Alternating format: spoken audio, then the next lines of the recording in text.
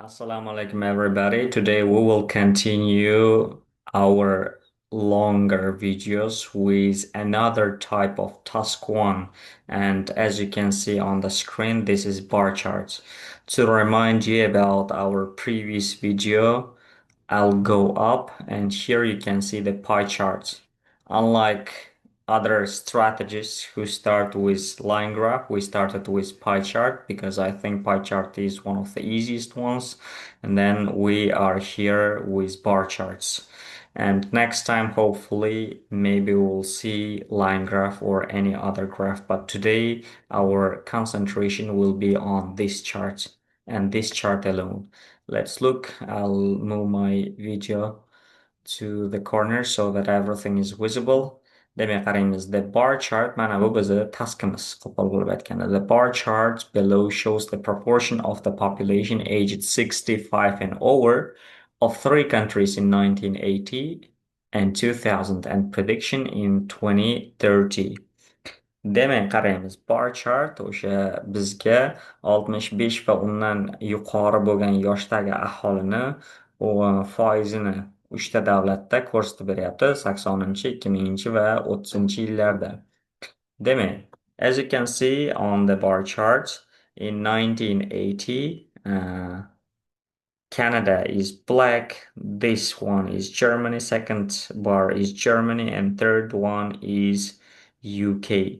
Demek qarasak, Germany higher, Germany higher, Germany will be higher. Demek hammasida Germaniya baland bo'lgan deb aytsak bo'ladi. Keyingisi, demak, 80-yilda second highest proportion could be seen in the UK. Demak, UKda ko'rilsa bo'lardi. Keyingi eng baland foiz 80-yilda, eng pasti esa Kanadada bo'lgan. Lekin bundoq qarasak, bu Kanadani o'sishi more intensively happened more intensively than in any other country on the chart. Chartdagi boshqa davlatlardan ko'ra ularni 65 va plus aholisini foizi ortishi intensivroq, tezroq kechgan qolgan davlatlarnikidan ko'ra. Garchi eng baland nuqtaga erishmagan bo'lsa ham hech qaysi davrda. Xo'p, keyingi davrga qarasak, demak, Kanada sразу jump qildi 10 dan 15 ga. Masalan, Germany 15 dan 20 ga jump qilgan bo'lsa, UK birozgina gradual increase qilib 15 ga yetdi. 13 midi bu yerda endi 14 midi mana shunaqa. Eng qizig'i biz 1980 ya'ni 1980 bilan 2000 ni demak past present shaklda yozamiz. Ikkalasini ham past shaklda yozamiz, uzr. Demak, 30-yilni biz future qilib yozamiz. Hattoki endi bunaqa task berilmaydi. Nasib bo'lsa 31-yilda bo'lsangiz, garchi bu yil 31-yil bo'lganda ham task aytyapti. Buni prediction deb shuning uchun prediction tili bilan, future language bilan yozishimizga to'g'ri keladi. Demak, overview'imizda aytamiz. Germaniya har doim baland edi. Yoki undan ham birinchi aytadigan narsamiz bu umumiy trend. Let's look at the general trend. Was it an upward trend or downward trend? All of these three countries followed upward trends. Uchala davlatda ham demak trend tepaga qarab o'sgan. Hech qaysida tushgan emas. To'g'rimi? Endi sal detalliroq kirishamiz. Demak, hamma davrda, hamma vaqtda berilgan yillarda Germaniyani miqdori balandroq edi qolganlarnikidan ko'ra. Ammo biz aytishimiz mumkin Kanada tezroq o'sdi. Garchi masalan UK demak более там sekinroq o'sgan bo'lsa ham deb aytishimiz mumkin. Bu bizni overview'imiz bo'ladi. Demak, ketdik. Mana bu narsani paraphrase qilib olish bu bizni birinchi vazifamiz hisoblanadi va biz tezda shu bilan boshlaymiz. Let's change the language so the bar charts. Demak, nima qilyapti bu yerda? Compare qilyapti. Shuning uchun bitta usulda introduction yozishni o'rganib olib, hammasiga apply qilsangiz yaxshiroq. Albatta, I can write with shows information, or indicates, or demonstrates, or something else, reveals, for example. But I don't think they're going to add extra mark to your overall score. So bar chart compares. Uh, bar chart compares the percentage of population degan tushunman bitta. Demak, the proportion of people aged demak 65 or over demeymizda 65 plus deb qo'yamiz. That's a paraphrase as well. 65 plus where in three you can say in three different countries, or you can say in three countries, countries between, for example, tepada and in bilan and kelgan bo'lsa biz between 1980 and 2000 endi komma qo'yamizda va 30-yilga demak taxminlar bilan deymiz. Together with together with uh, together with prediction deganni biz projectionga paraphrase qilamiz. Projections in, for example, 2030. To'g'rimi? Bizni overviewimiz introductionimiz tugadi. Now let's move on to our overview paragraph. As you know, I don't like changes, big changes, as long as the words that works for your benefits, you have to remember and use them again and again. For example, the best way to start your overview is to start writing it with the words overall. So overall, what happens? Um, like those who were over 65, their percentage increased on in all 3 years. So we start our overview from the general to more detailed points. First sentence should be the general picture of your chart. Birinchi aytadigan gapimiz umumiy gap bo'lishi kerak. Ya'ni mundoq qaradik, hammasi o'sganmi, tushganmi yoki qaysi o'sgan, qaysi tushgan, shuni yozishimiz kerak. The percentage of people people aged 65 and over yoki or over desak bo'ladi is expected. Demak, nimaga is emas, chunki the percentage haqida ketyapti. Shuning uchun the percentage of people aged 65 and over is expected to what? To grow yoki to rise, to increase, to demak to grow in all three demak countries. In all these countries desak ham bo'laveradi. Three demasdan keyin these deylik. These countries. In the comments, you can write whether I should be speaking only English or is it good when I use Uzbek as well, because both of these ideas are applicable to me. Like they don't bother me at all. I can continue speaking only in English, or either I can explain sometimes in English, sometimes in Uzbek. Whichever suits you best, please write in the comments, and I'll be following those recommendations, hopefully. So the sentence is over. In all these demak countries dedik. Endi hamma yilda demak Kanada va UKdan Germaniyani raqami demak balandroq demoqchi bo'lsak, in all demak in all years deylik, in all years demak the figure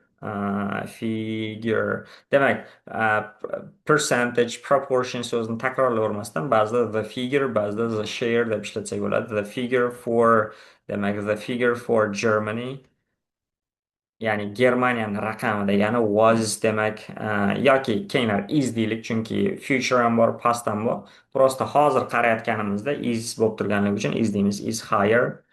Is higher than demak in Canada, and the figure for Germany is higher than in Canada and the UK deymiz. Demak bo'ldi. In general, we have already showed the general picture of it, but now we can say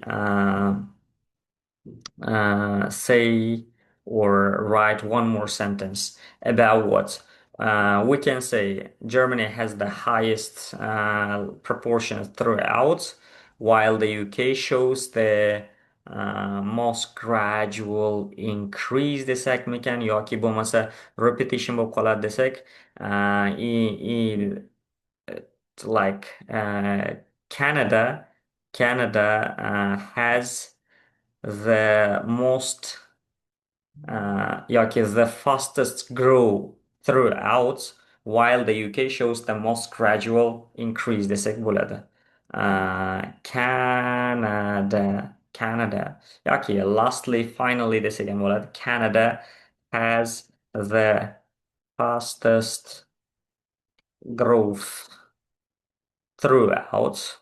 Uh, fastest growth uh, throughout degani polni shu davr mobaynida degani o'qida throughout while yoki whereas desak bo'ladi yoki gapimizda o'zi while bilan boshlasak bo'lardi while the UK demak UK ga qaraymiz UK demak juda ham sekinroq rivojlangan shuning uchun while the UK shows the demak the nima desak bo'lar ekan the slowest the most stable yoki gradual deylik the most gradual demak the most gradual uh, increase is better I think so increase demak our overview and demak in introduction is over and we are already with how many words 68 words. We're almost halfway through.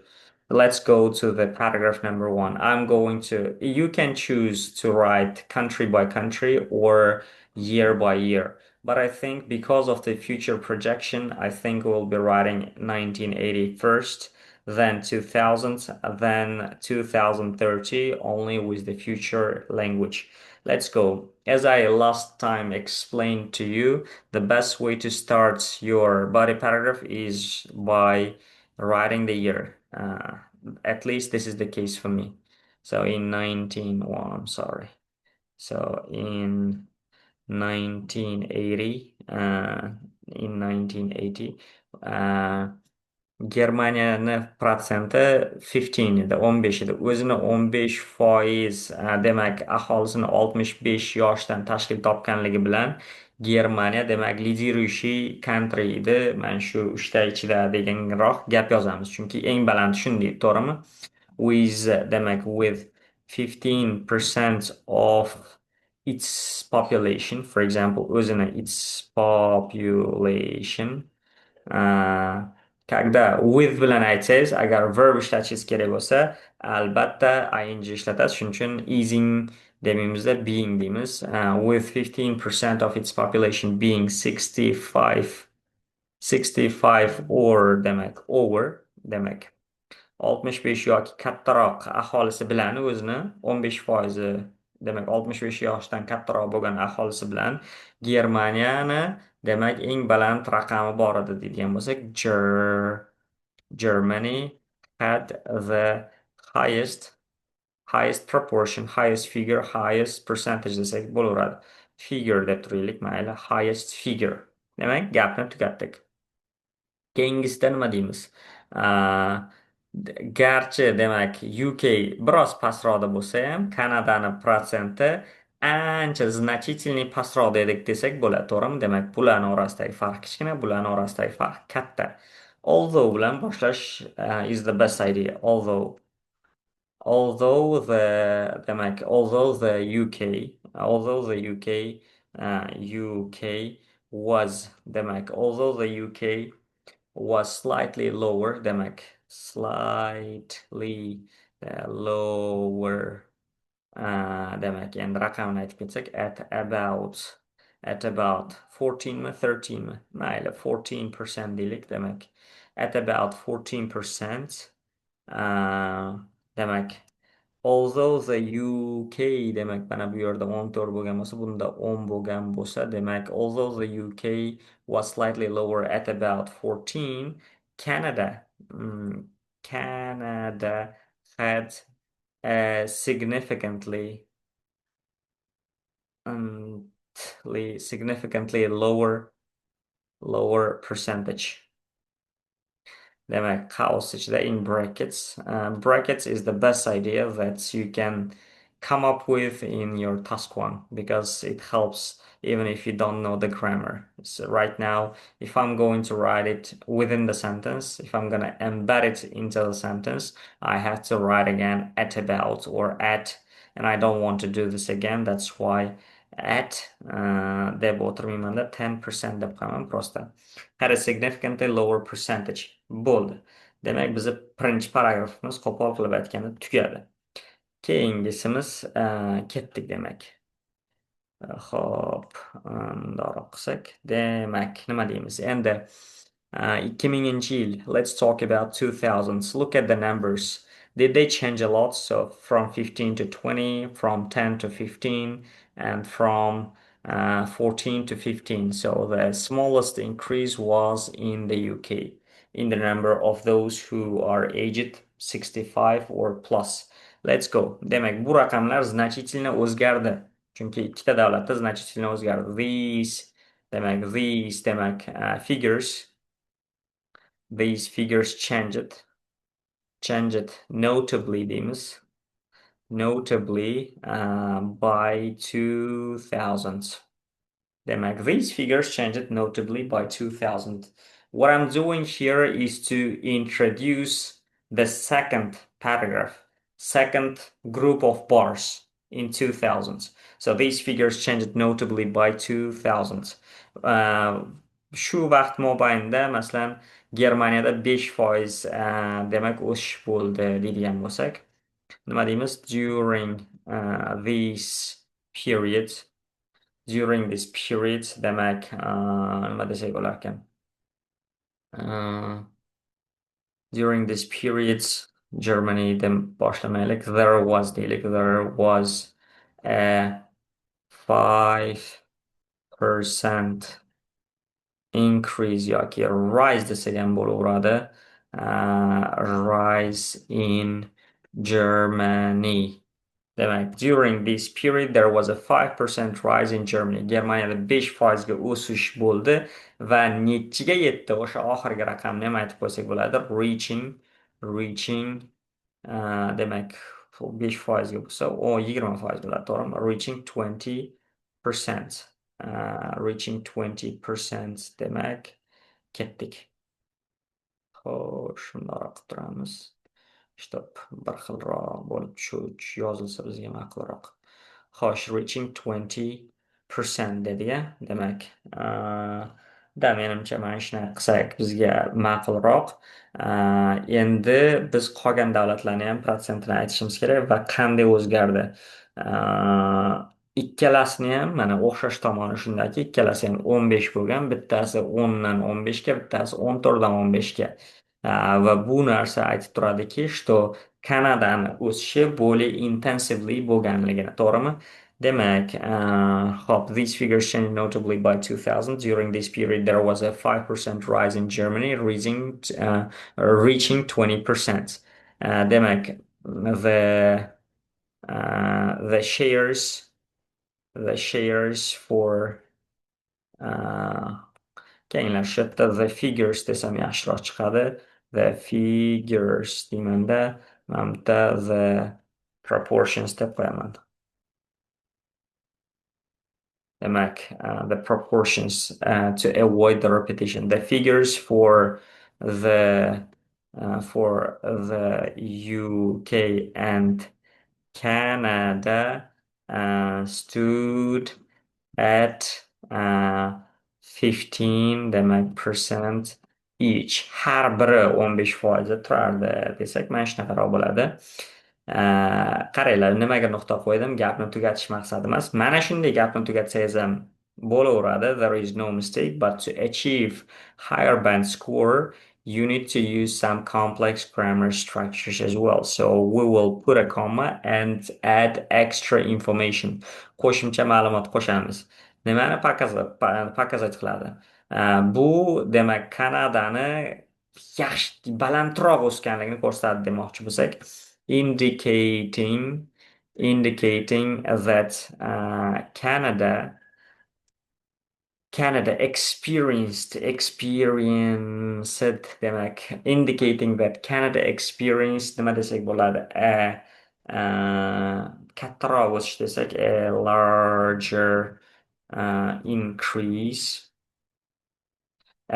increase demak uh, than uh, the UK desam maqsadga muvofiqroq bo'ladi menimcha. Demak, 2000-yildagi uchta davlatni ham ko'rsatib berdik foizlarni. Demak, ikkala davlat ham 15 ga, bittasi 20 ga erishdi, ammo Kanada tezroq o'sganligini ham aytib o'tdik biz. Now let's make it something like this. So we have got a space in one screen. So let's go to the future now. Demak, kelasi zamon bo'lsa, the predictions deyishimiz mumkin, projection deyishimiz mumkin, the projections demak, uchala davlat ham o'sishni ko'rsatyapti deydigan bo'lsak, show that the figures for all demak hamma davlatga deb takrorlab qo'ymaylikda, the figures for countries yoki prosta kenglar the figures formasi, the figures will continue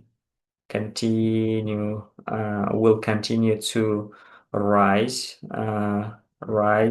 in all three countries desak menimcha sal boshqacharoq demak variety qo'shayotgan bo'lamiz, ham future ham all three the figures for all three countries deb emas, balki in all three countries deya olish ham уже bu demak nima bo'ladi, paraphrase bo'ladi. Uchala davlatda ham o'suv bo'lgan, shuning uchun bu gapni qo'llash bemalol maqsadga muvofiq.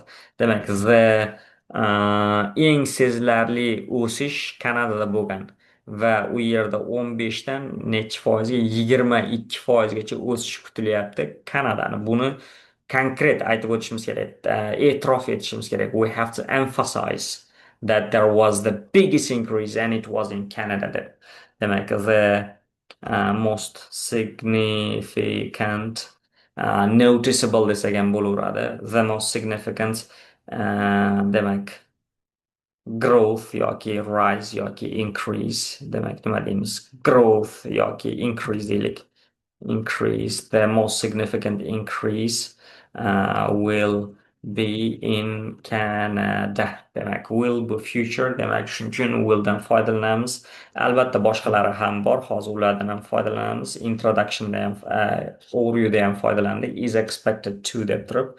Demak, the most significant increase will be in Canada yoki will be sal murakkabroq qilamiz. Will be witnessed, experienced deylik. Experienced by Canada. Demak, 22 foizga yetadi desak nima bo'lar ekan? Rising to around 22% in yoki by 2030. Demak, 2030-yilgacha 22 foizlargacha ko'tariladi va bu eng значительный figura bo'ladi, raqam bo'ladi deb aytyapmiz. Yana aytyapman, Kanadadan keyin nuqta qo'yib qo'ysak ham bir urushmasdi, lekin extra information qo'shib biz o'zimizni demak levelimizni ko'rsatgan bo'lamiz, qo'pol qilib aytganda. Demak, Germaniyani qarasanglar, har birida 5% o'sgan va shuning uchun uni o'sishini nima desak bo'ladi? Stable desak bo'ladi. Ammo stable o'sganligiga qaramasdan eng baland nuqtaga erishdi. Stable degani bir maromda, tez ham emas, sekin ham emas, bir maromda o'sganligiga qaramasdan, demak 25% pik darajaga chiqish kutilyapti deydigan bo'lsak, keyin despite deylik, despite a steady growth, demak Germany is demak expected to demak nima deymiz? is expected to mana bu yerda demak 25% ga yetadi desak is expected to demak reach desak bo'ladi yoki peakdan foydalanaylik to peak at 25%. Endi qaranglar, shu bilan gapni tugatib qo'ya qolsak bo'ladi. Ammo again, we want to show that we are worth more than 8 or more than 7. So what we're gonna do is to show our opinion as well. Show that we are analytical enough to understand this idea. 25% bu eng baland raqam, to'g'rimi? Ko'rsatilgan eng baland raqam deb ketsak, da o'zi bor, lekin hamma ham shu gapni yozavermaydi. Demak, the highest proportion shown pokazanный eng baland ko'rsatkich deb ketyapmiz. Endi bunga aksincha demak UK ni ayta olamiz, Kanadani aytdik, demak Germany ni aytdik. Endi oxiri qolgani bizda demak the UK bo'ldi. Demak aksincha deydigan bo'lsak in contrast. Demak, aksini ko'rsatmoqchimiz. In contrast, demak, bu 65 plus over yoki 65 and over yoki or over dedik-ku. Endi bitta punchline'imiz bor. Eng pikoviy demak iboramiz bor. Mana shu yoshlar haqida gaplashayotganda, yosh guruhlar haqida. Demak, this demographic group desak, bu demographic group degani bu yosh guruhi degan ma'noni bildiradi. Will demak. In contrast, this demographic group will account for degan gap to'g'ri keladi, shunga mos bo'ladi degan ma'noni bildiradi. Account for approximately uh, UK ni yozmoqdaman. Demak, approximately nima desak bo'lar ekan? Necha foiz bu yerda? Taxminan 18% deylik, chunki 17 dan biroz baland, na 18, na 17 deb qo'pol qilayotganda. Shuning uchun ham approximately dan foydalanyapmiz. For approximately 18% of the population of the demak, xo'sh, of the population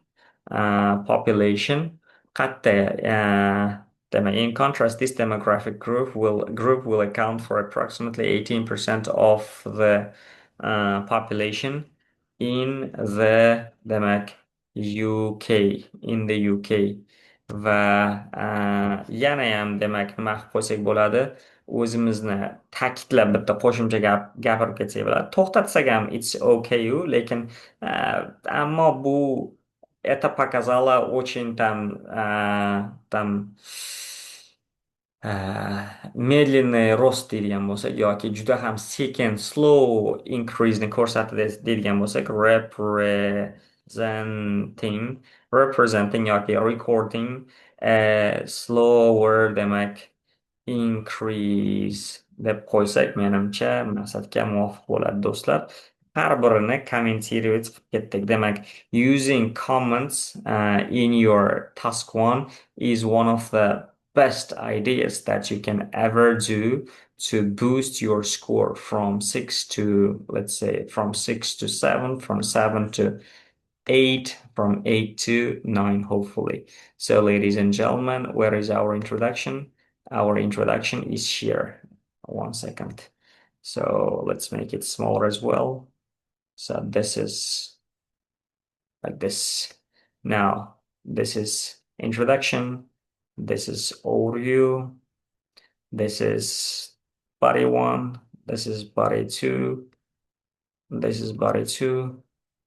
This is body 3. So body 3 was bigger because it was mostly about the future trends, the chart, I mean. So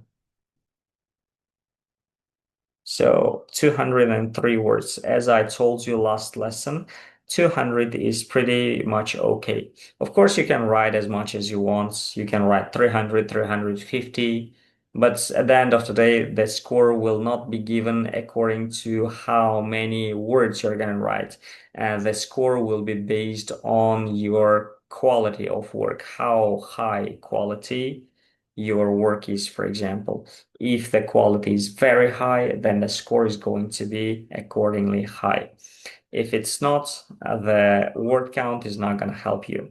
So, ladies and gentlemen, this is all for today. Remember that I can be a great help for you in task one and task two as well, because I'll be showing task two very soon as well. And my score there is not that bad as well. I'll show you my real breakdown of writings as well. Hammalarga omad do'stlar. Demak, mana shu writingdan qanaqadir bir foyda olayotgan bo'lsalaringiz, kommentlarda yaxshi davom etamiz degan fikrlarni bildirib qo'ysalaringiz va qaysi savollar sizlarni qiynashini aytib o'tsalaringiz, bizga hammani fikri muhim va biz hammani fikrini inobatga olishga harakat qilamiz darslarimizni shakllantirayotganda. Mana shunaqa oddiy videoroliklar bilan ham demak darslarga qo'shimcha darslarga borolmaydigan insonlarga ham yaxshilik qilish nasib qilganiga shukur. Demak, oddiy darslarim shunday sifatli bo'lsa, nasib bo'lsa, haqiqatda bir guruhlar to'plab yoki onlayn darslar o'tganimizda ham bundan 2, 3 balki 10 barobar sifatliroq darslar o'tishga va'da beramiz. Ammo hozircha mana shu darslarimiz ham hech qanaqasiga pulli darslardan sifatsiz yoki qoladi deb ayta olmaymiz. Sifati juda ham yaxshi va joyida. Again, I'm not gonna claim that this writing is band 9, band 10, band 8, but it is going to get a very high score when you write in this style in your real exam. Hammanglarga sog'lik, salomatlik, fikrlaringiz uchun rahmat, like bosinglar, demak share knopkalarini bosib do'stlaringizga ham ulashib qo'ying.